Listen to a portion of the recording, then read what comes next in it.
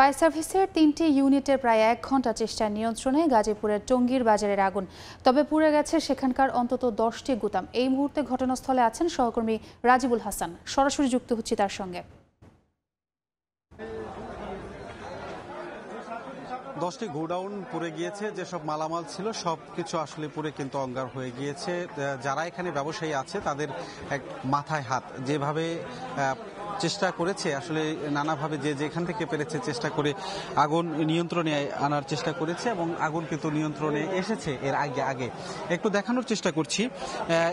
দেখছেন যে গোডাউনের যেসব মালামাল কিংবা জিনিসপত্র নিচে কিন্তু ছড়িয়ে ছিটিয়ে আছে, পড়ে আছে এবং অঙ্গার হয়ে গিয়েছে। যে উপরে টিনের ছাউনি ছিল যে সেইগুলো পুড়ে নিচে পড়ে গিয়েছে এবং এই যে আশপাশের মানুষজন তারা কিন্তু যখন আগুন লেগেছিল তারা আসার পর এরপর নানাভাবে সহযোগিতা করার চেষ্টা করেছে।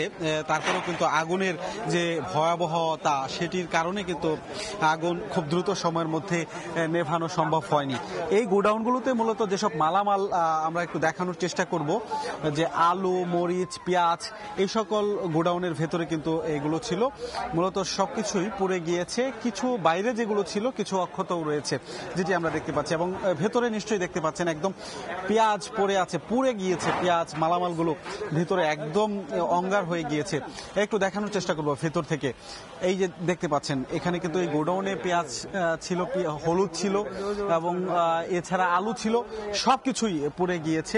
একই অবস্থা কিন্তু আশপাশের আরো যে গোডাউন, সেই সকল গোডাউনেও যেসব মালামাল সবকিছুই পুড়ে গিয়েছে।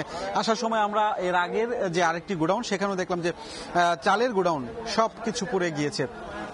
ব্যবসায়ীরা যারা এখানে মূলত ব্যবসা করতেন তাদের কিন্তু মাথায় হাত। তারা বলছেন যে লাখ লাখ টাকার ক্ষয়ক্ষতি হয়ে গিয়েছে।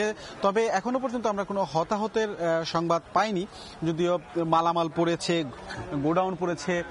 আপনারা জানেন যে এটি খুবই গিঞ্জি একটি এলাকা এবং টঙ্গী বাজার এলাকা। এখানে কিন্তু শত শত গোডাউন রয়েছে এবং এই গোডাউন এর আগুন আরো ভয়াবহতা হতে পারত, কারণ হচ্ছে যে দোকানপাট এছাড়া দুই একটা গোডাউনে রয়েছে।